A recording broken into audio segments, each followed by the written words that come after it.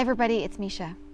Today I want to talk to you about a personal story. I want to tell you about something that I went through when I was young that was very hard, it was really tough, and the way that my parents reacted and the way that it still affects me today. Let's get started.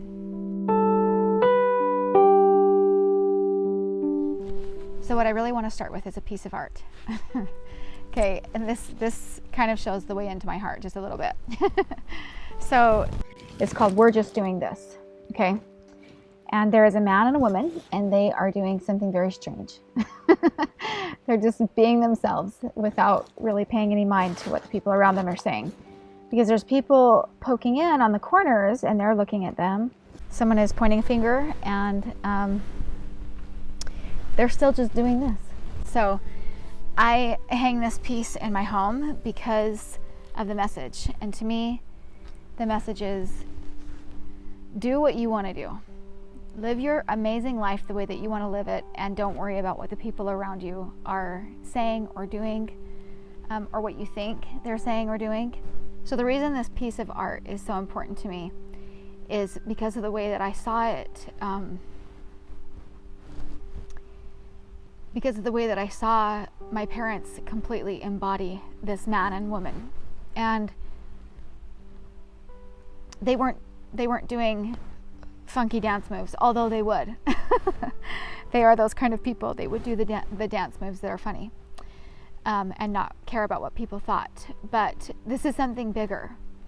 This is something that could have been shamed, that they could have been hiding their faces from their friends and from the community, and they didn't. So here's what happened. When I was young, I was 14, I got pregnant. I was scared to tell my parents. I didn't tell them for a while. Just after my 15th birthday, I sat across from them in our living room, and I told them. And at first, my mom was the first one there, and she had to wake my dad up and have him come in and sit with us as well.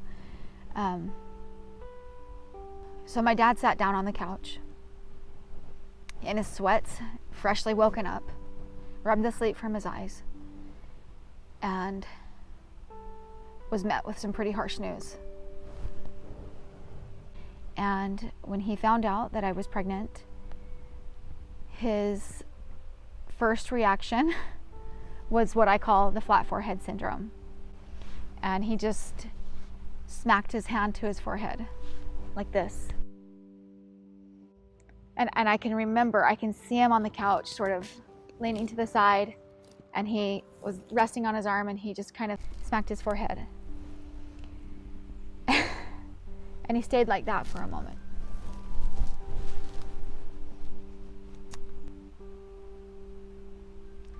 He took a few deep breaths. I can't even imagine now being a parent of a 15-year-old. I can't even imagine what went through his mind. But this is how he responded. He said, "Mesh, you need to know that we are not the family that will send you to live with a distant relative so that we can pretend like this isn't happening. What you go through, we go through with you." He said to me, "Mesh, you're going to find out who your true friends are." And he counseled me about hanging on to the ones that were my true friends, the ones that would support me and love me through this. But that there would be plenty of people, many people, who will judge you, who honestly you don't need to spend your energy on. He counseled me on the idea that if they judge me harshly or are mean or talk bad about me or whatever, that he planted this idea that maybe they've never been through anything hard in their life. Maybe they've never been through something difficult. So the reason that I wanted to share this with you today is because I know so many of us go around in this world thinking and worrying about what other people think. And here's the thing that's tricky. It's even it's even more intense than that. Yes, sometimes it's known what other people think about us, and that sucks if it's negative and bad. But really, most of the time, we're actually worried about what we think they think. Like, it might not even be real, what we think other people are thinking. And so I just wanted to illustrate, you know, I really admire my parents because of what they did, and I admire them because they didn't just say it, you know, they didn't just say it that night. They didn't just show up and say, okay, we're not, you know, we're going to stick by you and we're going to find out who our true friends are. They didn't just do that. They really did. They really did. They really worried more about me and putting their arm around me and making sure that I was okay and that I was going to make it. And, you know, every single person in my family during that hard time, they really were my best friends. I mean, they still are. I mean, and that is the loyalty that you can solidify in your families. But it was real. It's what they really did. They didn't worry about what their friends thought or who thought that of them. Okay, you guys. So the reason why this kind of like comes to a head is this last little part of the story, okay? And the last little part of the story actually has nothing to do with my family. But the last part of the story is that I was with my sister-in-law, Cassie, and we were at her pool. We met at her pool, and some of her neighbors came over, and they were friends, and they were starting to chat. And I was helping my sister plan her wedding, so I was, you know, I was in my phone once she had kind of started talking to her friends, and Cassie had asked one of her friends, hey, she said her name, she said, hey, how old are you? She's like, and she told her age, which she said, Cassie, I'm 36. But if you would have asked me 3 months ago, I would have told you I was 33. And this whole story came out about how she too had gotten pregnant as a teenager. And, like for years, she had lied for 17 years about her age to try to inflate her age so that if anybody ever did the math, she was like 20 years old when she had this baby. And I was there. I wasn't part of their conversation, but they knew I could hear them, and they were all talking. But afterwards, my sister-in-law Cassie came at me like, Mish, she's like, I can't believe you didn't speak up. Why didn't you talk? Because she knows I would have probably a lot to say. And you know what? For me, it was pretty beautiful. It was pretty beautiful to listen to that woman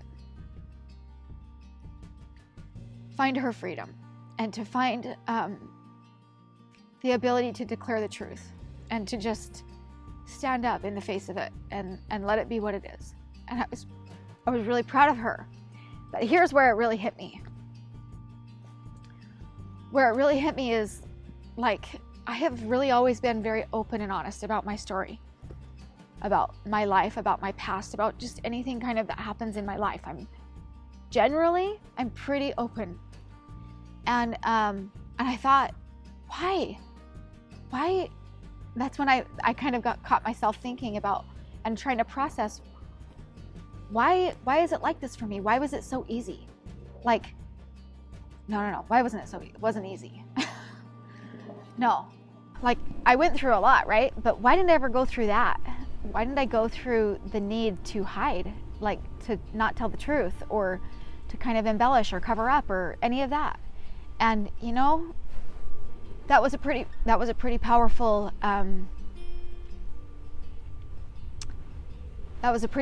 evening. I was strangely by myself because my kids had stayed at my sister-in-law's house, and I was at home cooking dinner by myself. And I had this realization that I never worried about that because my parents never worried about it. And my dad taught me not to worry about what the people around you think. That what matters in this life is what you think and where you're going. And what you do is what is between you and your God. And that will put you on a course that will be far greater than worrying about what the people around you think. And I had that same evening come across a quote that said, oh, it was so powerful. I don't even know where I got it, but it said, who you are becoming is more important than who you have been.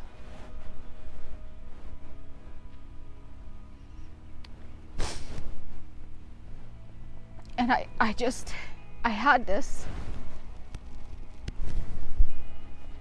had this realization of, holy moly, like, I went through a lot, but that's one thing I never carried with me. I never carried like worrying about what other people thought. And I'll forever be grateful to my dad for teaching me that. So if I could encourage anything for you today, it's to live your life just like the man and the woman in the painting. Do what you want to do. Live your amazing life and stop worrying about what other people think. Even if they told you what they think, it's really none of their business. Your life is really none of their business. So anyway, much love to you. And for whatever reason, I felt inspired to share this story, and I hope it touches someone's heart. Thanks for listening, you guys. If you guys want to hear more of my story, I'm completely willing to share. Like, subscribe, and more is coming. I think whether I like it or not, more is coming. I do like it. No, I mean, I don't, hang on. I don't like it for the attention or anything. I like it because I hope to help you. Have a beautiful day.